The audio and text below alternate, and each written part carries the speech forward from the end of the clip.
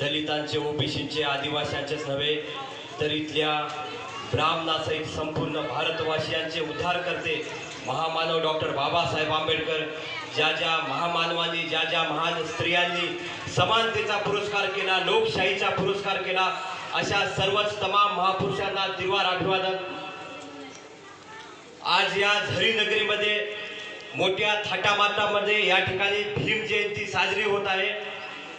उपस्थित सर्व बौद्ध बांधवांचे, माझ्यासोबत आलेले ऑल इंडिया पॅन्थर सेनेचे नांदेड जिल्हा महासचिव निखिल दादा हंकारे, आमचे चंद्रकांत मस्तापुरे, अमोल दादा, आमचे गौतम व उपस्थित सर्वांना माझा क्रांतिकारी जय भीम।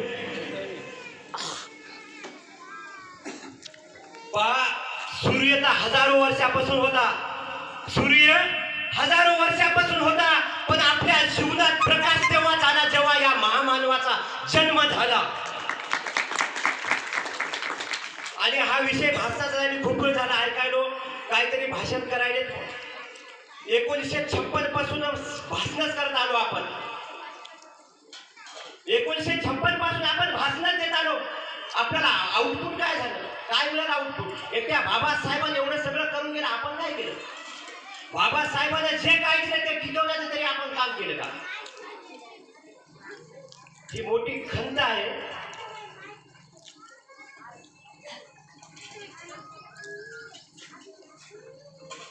जरी आजची जयंती जरी असली पण आजचा विषय जयंतीचा नाही, कारण गावामध्ये सध्या एक प्रकरण झालेलं आहे। कालच रात्री मी या प्रकरणाला भेट दिलेली आहे। हा संपूर्ण भारत, हे आशिया खंड, हे जम्बूद्वीप संपूर्ण बुद्धाचा आहे। या भारताची 7-12 सम्राट अशोकाच्या नावाचे आहे, तरी साध्या झेंड्यासाठी, साध्या इंचभर जागेसाठी आजही आम्हाला ठेचा खावं लागतात, आजही आमचा अपमान होतो, आमचे झेंडे उपडून फेकतात आणि आपले नेते येऊन भाषण करतात। काम कधी करायचं आपण? काम कधी करायचं आपण? काल पीआयला आणि एसआयला फोन केलो, बुदळच्या कोण होते, मला म्हणला पंचनामा चालू आहे। पंचरंगी झेंडा म्हणजे आमची अस्मिता काय वापर साहेब? मै माय बहीण असो, इतर कोणाची माय बहीण असो, नसो त्या प्रशासकीय अधिकाऱ्याची माय बहीण असो, होऊ न पण तिच्यासोबत विनयभंग झाला कदाचित, लग्न अवस्थेमध्ये आहे, तिचा पंचनामे होईपर्यंत तिला काय आम्ही भोंगळं ठेवणार आहोत का तिला भोंगळं? तसेच हे पंचरंगी झेंडा म्हणजे आमची अस्मिता, आमची इज्जत आहे आणि आमची इज्जत तिथं आडवी पडून आहे। आणि फोन लावला तर पंचनामा होणार आहे, तात्काळ पंचनामा कर म्हणलो, नाही तर मी तिथं 144 लागू केलं तिथं। काय झालं ते कपिल भाऊ? उद्या काय नाही, तो कायदा म्हणजे ती आपला मालक नव्हे, आपण त्याचे मालक म्हणजे नौकर होय आपला।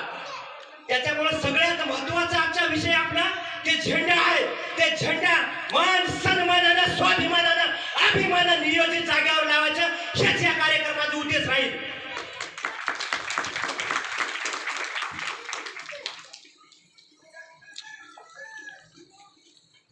गावोगाव बचत गट निघले, आपण बचत गट उचलतो, माया बहिणी या ठिकाणी मोठ्या संख्येने उपस्थित, बचत गट उचलतो आपण, त्याचा हप्ता बरोबर वेळेवर भरतो।